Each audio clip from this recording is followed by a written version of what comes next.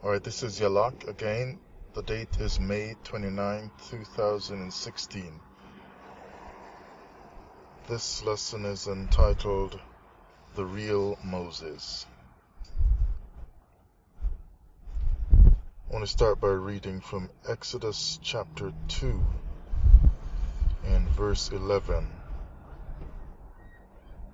And it came to pass in those days, when Moses was grown, that he went out unto his brethren and looked on their burdens.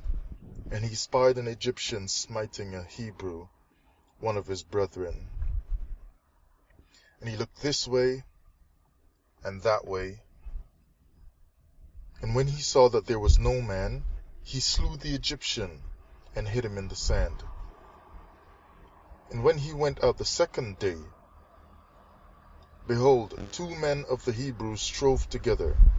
And he said to him that did the wrong, Wherefore smitest thou thy fellow? And he said, Who made thee a prince and a judge over us? Intendest thou to kill me as thou killest the Egyptian? And Moses feared, and said, Surely this thing is known. Now when Pharaoh heard this thing, he sought to slay Moses. But Moses fled from the face of Pharaoh, and dwelt in the land of Midian. And he sat down by a well. Verse 21. And Moses was content to dwell with the man, and he gave Moses Zipporah his daughter. And she bare him a son, and he called his name Gershon. For he said, I have been a stranger in a strange land.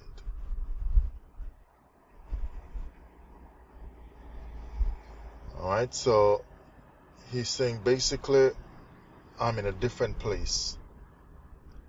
So what's happening here is that life has taken Moses to a different land, a different place. His life has just completely changed. Alright? I'm talking here about the real Moses. If you read other sources, you'll find some other information about Moses. But by the time you put all of Moses' life together, you'll realize that it's said that Moses was a murderer, an ex-con. He hid from a mighty king, the Pharaoh of Egypt, fled from the law, escaped to another land, which he then termed a strange land, changed his identity to live among the Midianites, just like sometimes some of us have had to kind of change our identity, go live in another country or another town.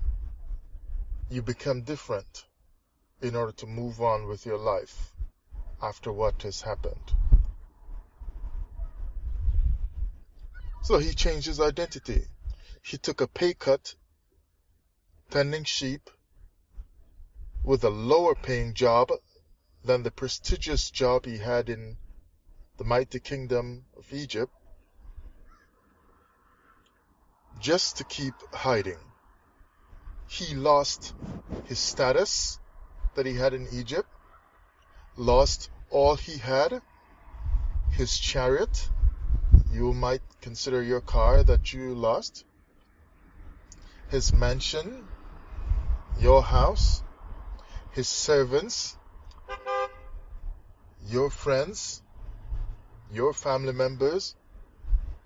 He lost his government status and his well-known name. Lost the respect he had there. Even the king lost respect for him and was searching for him. This man Moses became a murderer and was on the run and found some place else to hide in a strange land. Because the whole thing even seems strange to him as well.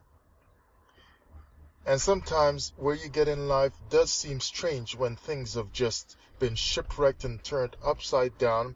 It's like everything has just like turned the other way around. And you have to still live with that, right?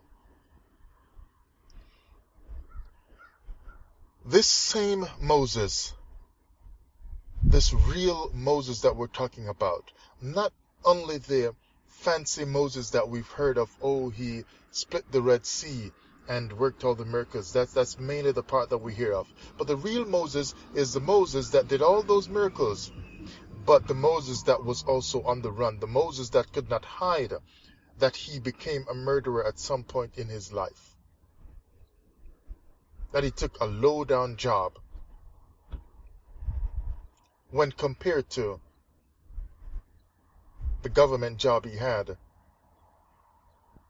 with high status in Egypt. This same Moses was later chosen by the Creator to work 10 mighty miracles in the earth, the likes of which no other person have been selected to do, one after the other, bam, bam, bam, plague 1, plague 2, plague 3, all the way down. See that? But people in your life say you have gone too far. Nobody trusts you anymore. Nobody respects you anymore.